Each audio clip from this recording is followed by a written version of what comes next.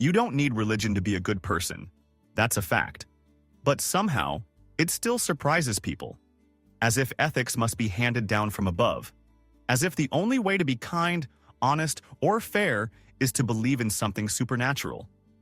The truth is, a righteous society can be built without religion. And not only that, it may even be stronger, fairer, and more stable because of it. Morality isn't a religious invention. It came long before Scripture. Humans developed rules for living together long before gods were named, temples were built, or holy books were written. Basic principles like don't steal, don't kill, help your neighbor, these came from shared survival. If you were violent or dishonest, your tribe suffered. If you cooperated, your tribe thrived. That was the real beginning of morality. Evolution favored compassion, not commandments. Religion came later, and often it took those simple moral instincts and twisted them into obedience and fear. Suddenly, being good wasn't about treating others well. It became about pleasing an invisible authority. The rules weren't about helping people, they were about protecting doctrine. In a religious framework, morality often depends on whether something is allowed, not whether it's good. That's a huge difference. A rule can be followed without understanding it. But real ethics come from reasoning, from empathy, from asking, does this harm someone? Not, is this allowed in my scripture? In many cases, religion doesn't make people more moral. It just gives them a different set of punishments and rewards. Do good, get paradise. Do bad, get hell. But what happens when someone stops believing in that reward system? If their only reason for being kind is to avoid divine punishment, what does that say about their character? A truly moral person acts with integrity, even when no one is watching. They help others because they care, not because they're being tested. That's the difference between ethics rooted in religion and ethics rooted in humanity. Some of the most ethical countries in the world today are also the least religious. Norway, Denmark, Sweden, Finland, the Netherlands. These nations consistently rank high in measures of trust, safety, happiness, education, and quality of life. They also have some of the lowest levels of religious belief.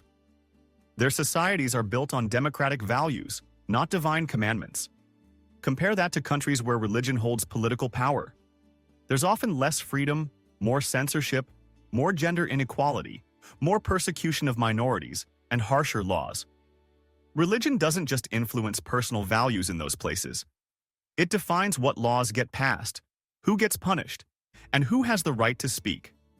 In religious states, dissent becomes blasphemy, curiosity becomes sin, equality becomes heresy. That's not righteousness. That's control. Some people claim we need religion to keep people in line, that without it, there would be chaos. But that's not how behavior works.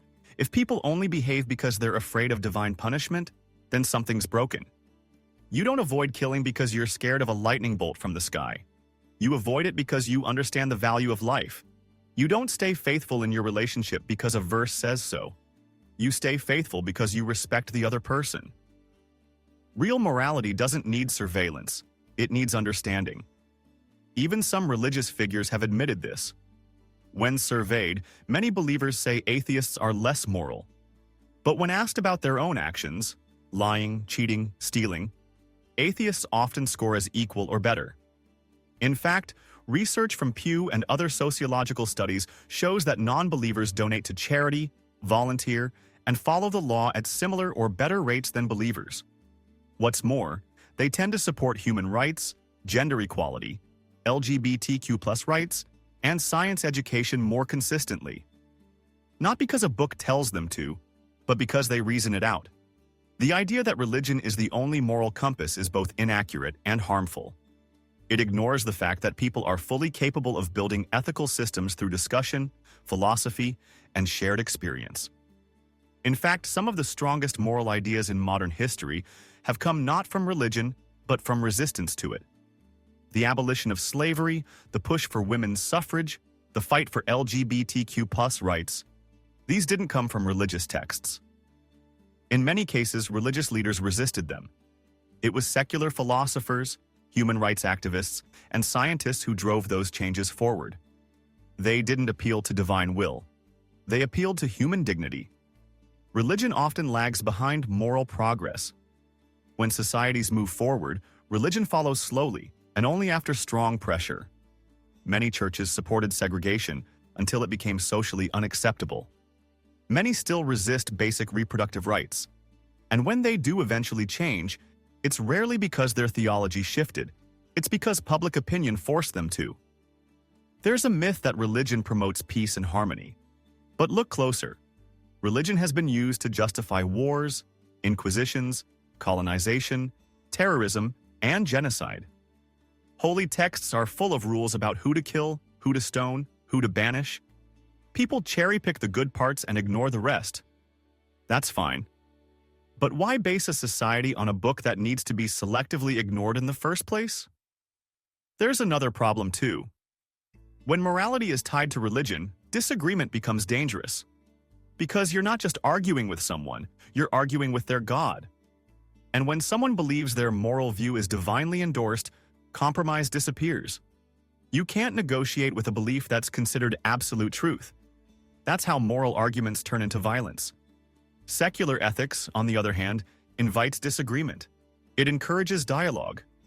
You can change your mind without betraying your faith because the discussion is about reason, not obedience. That's a much healthier way to build a society. Look at the Universal Declaration of Human Rights. It doesn't mention any God. It was created by humans, diverse, secular, thoughtful people, who sat down and asked, what rights does every person deserve, regardless of belief?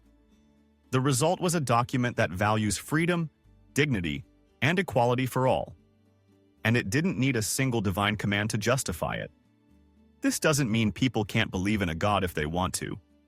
But belief should be personal, not political. You can pray in your home, your mosque, your church, your temple, but laws should be written based on evidence, not revelation. Schools should teach facts, not faith. Courts should serve justice, not religious tradition. Hospitals should offer medicine, not miracles. People often confuse cultural values with religious values. In many places, things like compassion, generosity, and community are seen as religious traits. But those are human traits. You can find them in every culture, every era, every corner of the world. They don't belong to any one religion. They're part of what it means to be human. You don't need a belief in divine judgment to feel responsible for others. In fact, taking responsibility without expecting a reward might be the most moral thing you can do. When you help someone just because you can, not because you're being watched, not because you'll be punished if you don't.